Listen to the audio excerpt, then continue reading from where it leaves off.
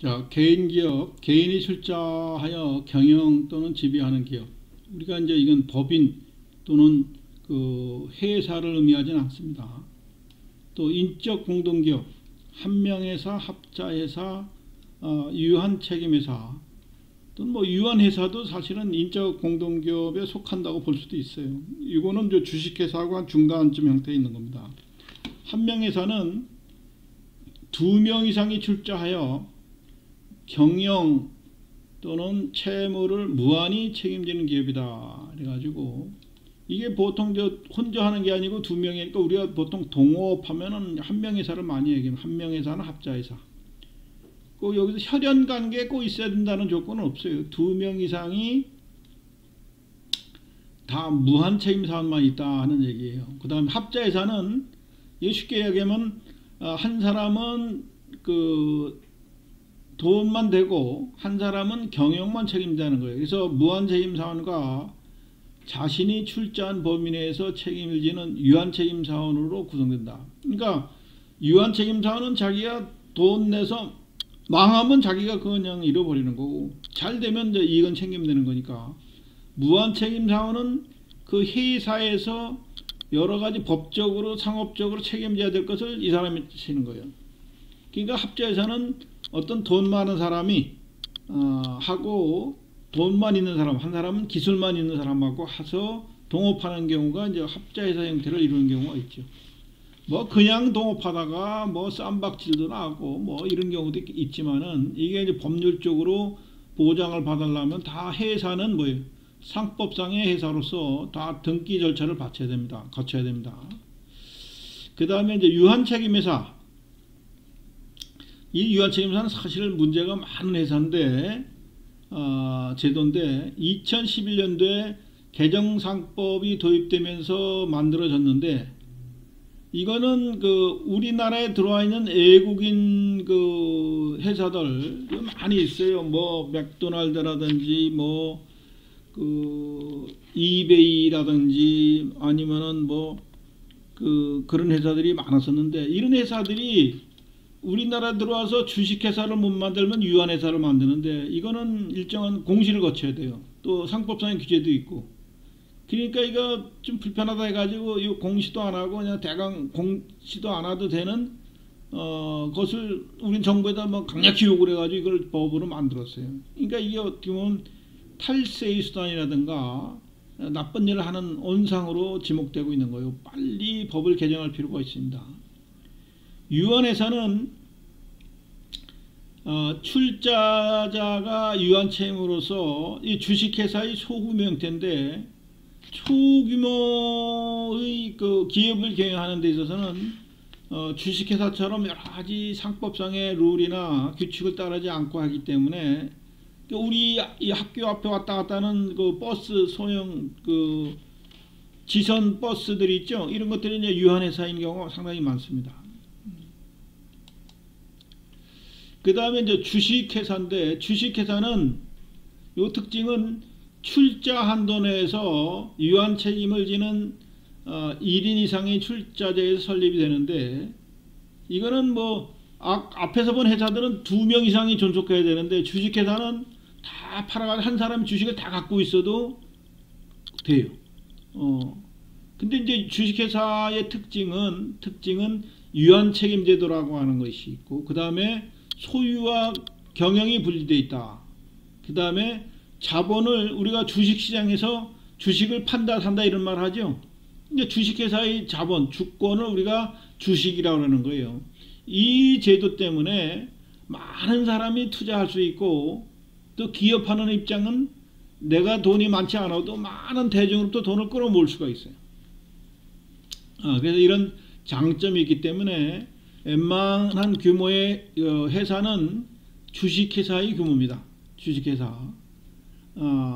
그러고 이제 말은 주식회사인데 개인 기업 같은 주식회사도 많이 있어요. 1인이 독점적 지위를 갖고 있거나 그 설립자 1인과 그 가족이나 일가 친척들이 또 지인들이 회사를 다 장악하고 있는 경우, 이런 경우는 명목상은 주식회사지만은 개인 것과 비슷한 경우도 있습니다. 어쨌거나 그 주식회사를 하면 어떤 이점이 있냐면 이런 거예요. 자본 제공자 소액 자본으로도 소유 가능하고 단기간 투자원, 그러니까 주식을 샀다 팔았다 할 수 있다는 거죠. 주가가 올라가면 팔고 떨어지면 그러고, 그죠? 또 증권 시장이 있어서 내가 필요하면 항상 팔 수가 있다는 거예요.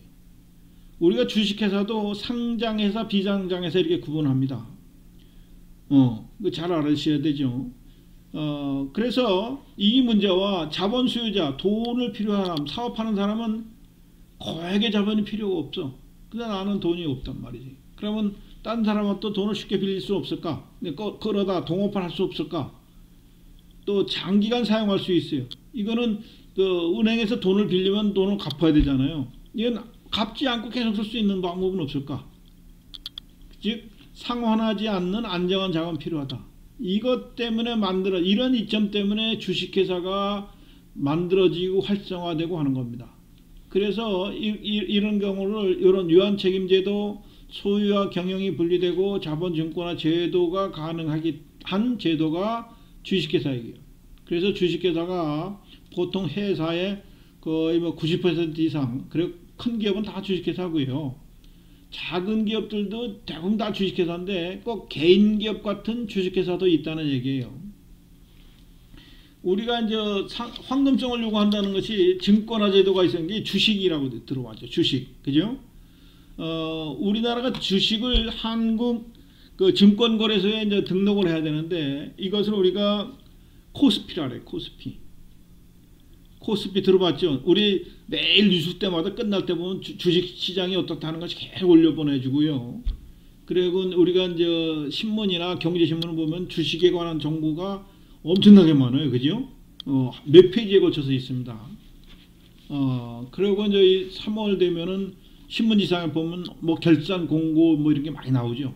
일반 대중들인 그 주주들을 보라고 공고를 하는 거예요. 법적으로 공고하게 돼 있습니다. 그래서 코스피에 그 상장되어 있는 회사가 우리나라에 벌써 한 788개나 되고요. 큰 규모의 회사라고 보면 돼요. 708. 상장. 그 다음에 코스피보다 조금 작은 규모를 여러분 많이 들어봤을 건데 코스닥.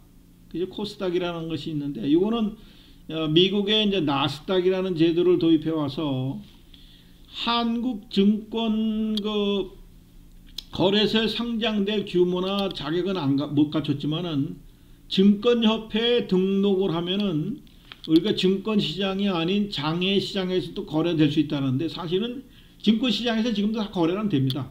거래가 돼요. 그래서 좀 증권을 사고 팔 수 있는 것이 조금 자유스러운 이것을 코스닥이라고 그러고요.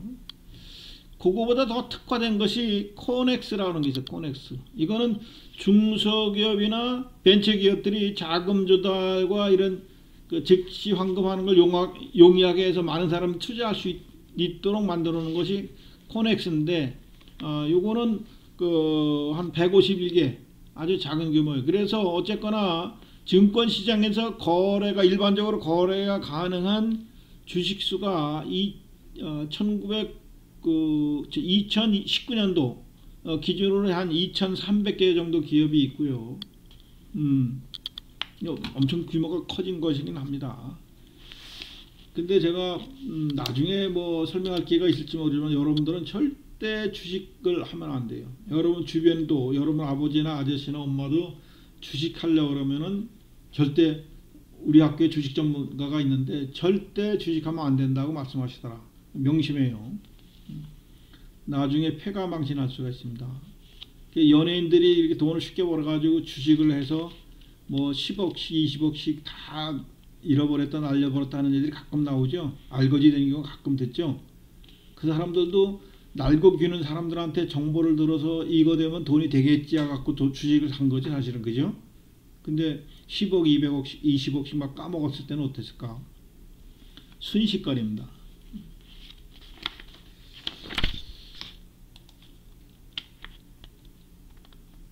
자, 자본증권화 제도에 의해서 이런 것들이 가능하게 됐다. 이걸 주식이라 그래. 주식.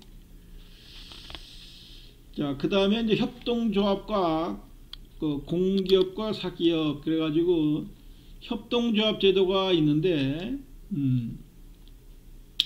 기존에는 그 기업에 관한 것을 규정한 것이 이제 이렇게 기존적인 상법, 민법 이렇게 그렇게 있었는데 신규에서는 협동조합 기본법이 들어가면서 협동조합과 영리법인, 비영리법인. 요거는 사실 영리법인과 비영리법인은 우리가 또 법인을 구분할 때 우선 법인과 개인을 알아야 돼요. 개인. 우리가 뭐 물론 살기는 개인들이 움직여서 사는 거죠. 그러나 이런 오늘날 세상에서 상업 활동을 하기 위해서 뜻이 맞는 사람끼리 뭔가 모여서 일을 하려고 할 때는 법으로서 인격성을 부여해주는 그걸 법인이라 해요. 법인으로서 등기를 해가지고 어떤 그 권리의 주체로서 사람 자연인이 아닌 법인이 권리자가 되는 경우도 있습니다. 그 다음에 그 법인 중에서도 민법상에 사단법인과 재단법인이 있어요. 이 비영리법인들이 우리가 이제 재단법인이라 해요. 사단법인은 사람들이 모여서 주체가 되는 경우예요. 무슨 비영리를 해도 되고 또 영리법인일 수도 있는데 사람들이 모여서 돈이 중심이 아니라 사람들이 모여서 법인 등록하면 우리가 뭐 동창회 이런 것도 법인 등록하면은 그 사단법인이 되는 거예요. 많은 시민단체들도 법인 등록을 하면 이걸 사단법인을 해요. 그러나 사람의 중심이 아니라 돈의 중심으로 뭔가 뭉쳐져 있어요. 이것을 비영리법인이라는데 대부분 많은 대학교나 중고등학교의 학교법인들 이게 다 비영리법인이에요. 그리고 뭐 종교단체라든가 무슨 장학단체 이런 거 다 비영리법인인데 근데 지금 역설적으로 이런 비영리법인들이 사단법인보다 더 사단화되어 있다는 게 법적인 문제가 있습니다. 이건 조금 난해한 문제이기 때문에 여러분들이 좀 더 공부하면서 좀 알길 바라고요.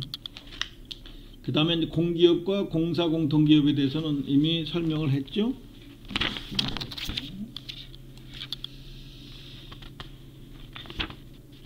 자, 그 다음에 기업 양태의 변화는 좀 쉬었다 하겠습니다.